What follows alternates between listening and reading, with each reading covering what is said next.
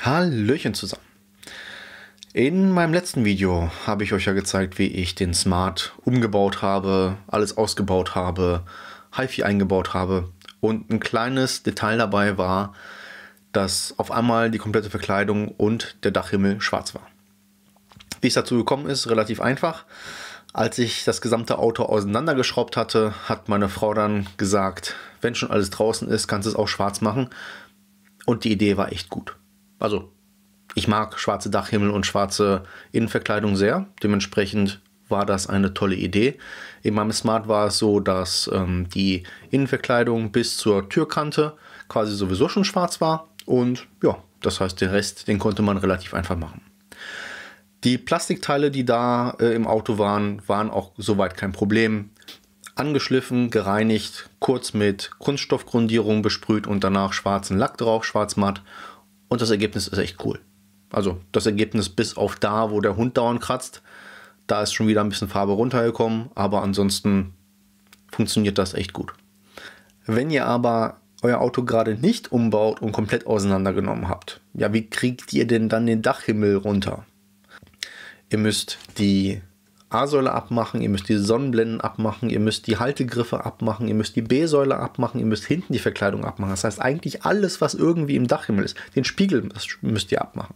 Das muss alles ab, bevor man den Dachhimmel abkriegt. Aber wenn alle Anbauteile ab sind, dann fällt das Dach einfach ab, also der Dachhimmel, und man sieht halt das, was drunter ist. Das sieht man auch ganz schön, zumindest das, was drunter ist, in meinem HiFi-Ausbauvideo. Seht ihr hier. Genau, und wenn das Teil einmal ab ist, dann können wir anfangen, das schwarz zu färben. Aber wie färbt man am besten einen Dachhimmel schwarz? Das ist die Frage der Fragen und darauf gehen wir jetzt ein. Die erste Idee, die quasi so gekommen ist, war, es gibt doch bei DM, gibt es so Textilfarbe. Ich blende die euch mal ein. Die Textilfarbe war wahrscheinlich, hätte vielleicht eine gute Idee sein können. So wie ich es gemacht habe, war eine Idee. Das Problem war, ja, das Konzentrat, das ist halt so eine mini Flasche. Das Konzentrat habe ich dann halt ein bisschen Wasser gestreckt, in meine Pumpsprühflasche getan und das dann halt ganz normal auf den Dachhimmel aufgetragen. Also natürlich im Liegend. Das ging soweit auch ganz gut. Das Problem war nur, das wollte nicht trocknen.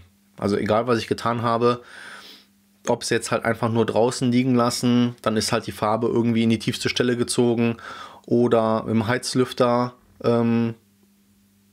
drauf, dann ist die Farbe auch runtergeflossen. Durch diese ganzen Versuche haben wir tatsächlich in der Wohnung zwei kleine Schäden angerichtet. Einmal ist die schwarze Farbe schön in die Marmorfliesen gezogen und das andere Mal, als ich versucht habe, die Farbe mit einem Pinsel auf dem Dachhimmel zu verteilen, ist es zu 2-3 Spritzern gekommen, die auf der Wand gelandet sind.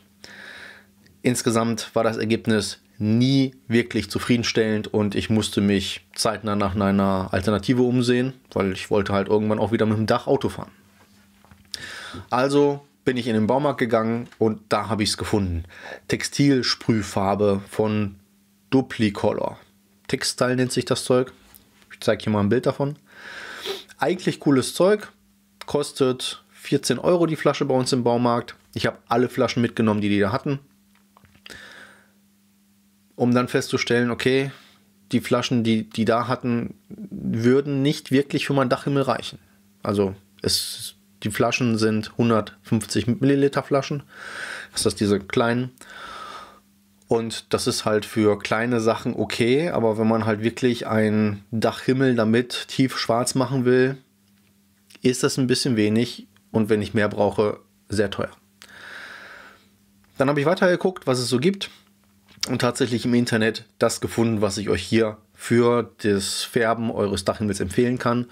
Und zwar gibt es Textilfarbe, beziehungsweise es wird, glaube ich, als Teppichfarbe definiert von der Firma Chameleon. Ich habe bisher keine andere Quelle außer eBay gefunden, aber da kriegt man das Zeug ganz gut.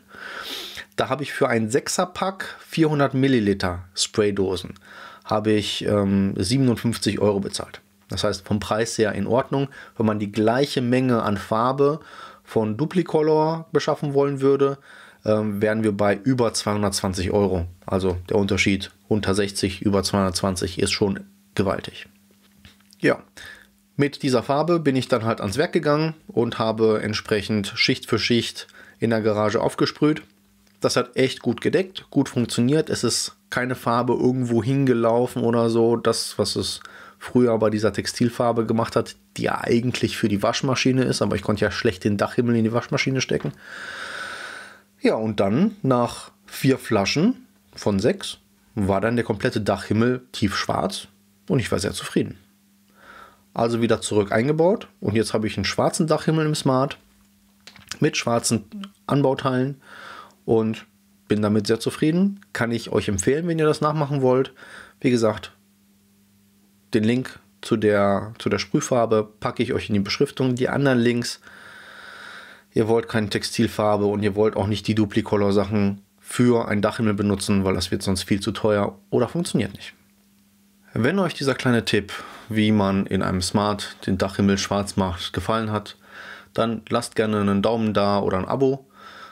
Wenn ihr eine andere Möglichkeit habt, das Dachhimmel ordentlich zu schwärzen, gerne einfach in die Kommentare posten. Ich und andere würden sich darüber freuen. Ansonsten bleibt einfach dran, beziehungsweise guckt euch auch meine anderen Videos an. Demnächst geht es halt weiter mit diversen anderen spannenden Themen. Vielen Dank fürs Zugucken. Bis zum nächsten Mal. Euer Thomas.